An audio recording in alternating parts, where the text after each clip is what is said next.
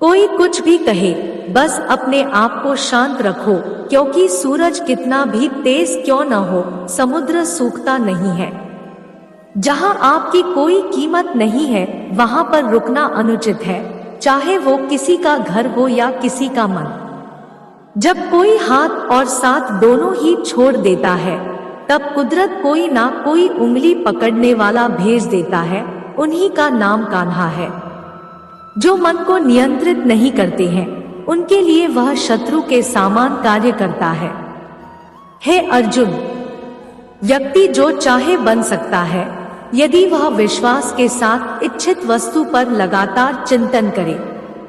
सिर्फ दुनिया के सामने जीतने वाला ही विजेता नहीं होता, बल्कि किन रिश्तों के सामने कब और कहां पर हारना है, यह जानने वाला भी विजेता होता है।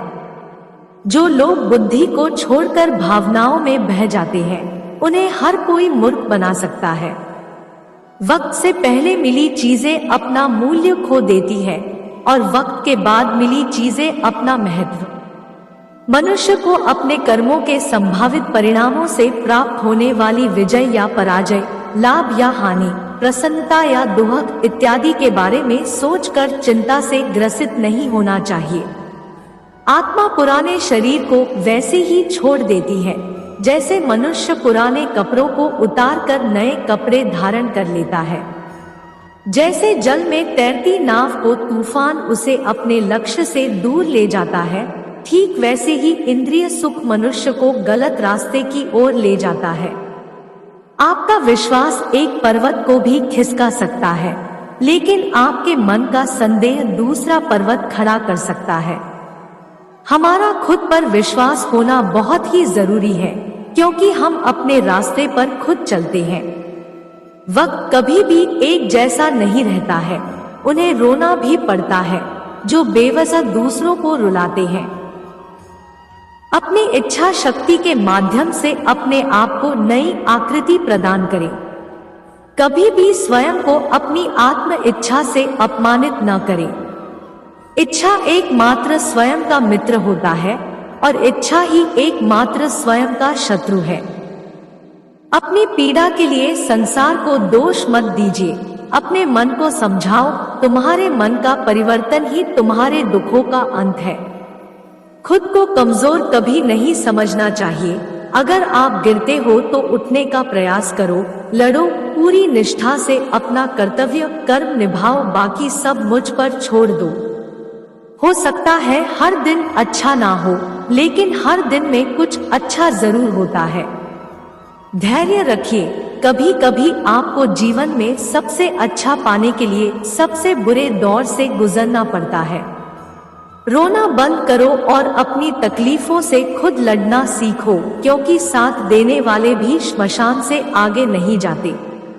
समय जब न्याय करता है, तब गवाहों की आवश्यकता नहीं पड़ती है। एक उपहार तभी असली और पवित्र है जब वह हृदय से किसी सही व्यक्ति को सही समय और सही जगह पर दिया जाए, और जब गिफ्ट देने वाला व्यक्ति के दिल में उस गिफ्ट के बदले कुछ पाने की उम्मीद न रखता हो। सुंदरता आपकी दृष्टिकोण में होती है। किसी को कीचड़ में खिला कमल भी लुभाता है, और किसी को चांद में भी दाग नजर आते हैं। हे अर्जुन, जो कोई भी जिस किसी भी देवता की पूजा पूरे विश्वास के साथ करने की इच्छा रखता है, तब मैं उसका विश्वास उसी देवता में दृढ़ कर देता हूँ। उदय किसी का भी अचानक नहीं होता। सूर्य भी धीरे धीरे निकलता है और ऊपर उठता है। धैर्य और तपस्या जिसमें है, वही संसार को प्रकाशित कर सकता है। हे अर्जुन, स्वर्ग प्राप्त करने और वहां कई वर्षों तक वास करने के पश्चात एक असफल योगी का पुण्य एक पवित्र और समृद्ध कुटुंब में जन्म होता है। हे अर्जुन, जो व्यक्ति अपने समान सर्वत्र सम देखता है, चाहे वह दुख हो या सुख हो, वह परम योगी माना जाता है। प्रेम हो या प्रार्थना ये तो मालूम नहीं, पर जो आपसे है किसी और से नहीं। अहंकार और संस्कार में फर्क है।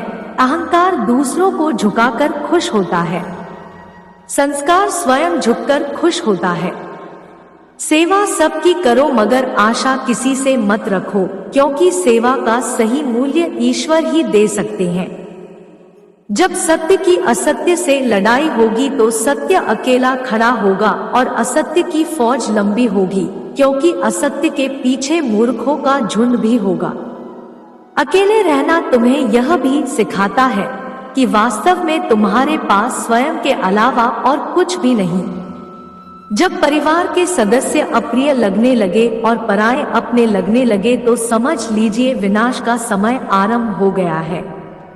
क्रोध आने पर चिल्लाने के लिए ताकत नहीं चाहिए, मगर क्रोध आने पर चुप रहने के लिए खूब ताकत चाहिए होती है।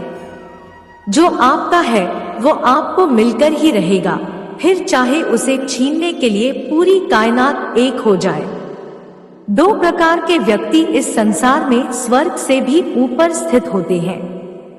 एक वो जो शक्तिशाली होकर भी क्षमा कर देते हैं और दूसरे वो जो दरिद्र होकर भी कुछ दान करते हैं।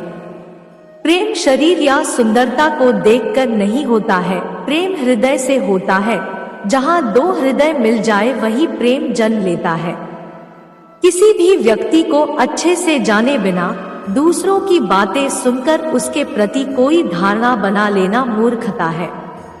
अगर साफ नियत से मांगा जाए तो ईश्वर नसीब से बढ़कर देता है। जब भी विनाश होने का प्रारंभ होता है, शुरुआत वाणी के संयम खोने से होती है। जीवन में सब कुछ खत्म होने जैसा कुछ भी नहीं होता, हमेशा एक नई शुरुआत हमारा इंतजार कर रही होती है। जीवन में यदि खुश रहना है तो अधिक ध्यान उस चीज पर दें जो आपके पास है, उस पर नहीं जो दूसरों के पास है।